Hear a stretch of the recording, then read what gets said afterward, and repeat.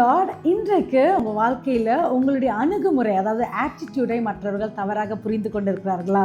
பயப்பட வேண்டாம். வேண்டால் 1 சாமுவேல் 17ஆம் அதிகாரத்தில் பார்த்தால் தாவீதையும் அப்படி தான் தவறாக புரிந்து கொண்டார்கள். கோலியாத் வரும்போது மற்றவர்கள் எல்லாரும் வேற மாதிரி அவங்க அணுகினார்கள். ஆனால் தாவீதுடைய அணுகுமுறை வித்தியாசமாக இருந்தது. ஏனென்றால் அவர் நம்பிக்கை கர்த்தர் மேல் இருந்தபடியால். நம்ம வாழ்க்கையிலையும் நம்ம கர்த்தரால் அபிஷேகம் பண்ணப்பட்டவர்கள் எப்பொழுதும் மற்றவர்களை காட்டிலும் ஒரு படி மேலாக தான் சிந்திப்பார்கள், யோசிப்பார்கள்.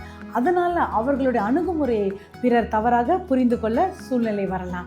இன்றைக்கு அந்த மாதிரி இருந்ததுதான் நம்ம ஜெபிக்கலாமா? கர்த்தரிடத்தில் ஒப்பு கொடுத்து, அன்பின் தகப்பனே, இந்த நாளில் எங்களுடைய அணுகுமுறையையும் எங்களுடைய விசுவாசத்தையும் எங்கள் சிந்திக்கிற திறனையும் மற்றவர்கள் தவறாக புரிந்து கொள்கிறார்கள். எல்லா சூழ்நிலையிலும் உமக்கு மகிமை கொடுக்கும்படியாக எங்களுக்கு வேண்டிய பலத்தை தாருங்க, அபிஷேகத்தை தாங்க.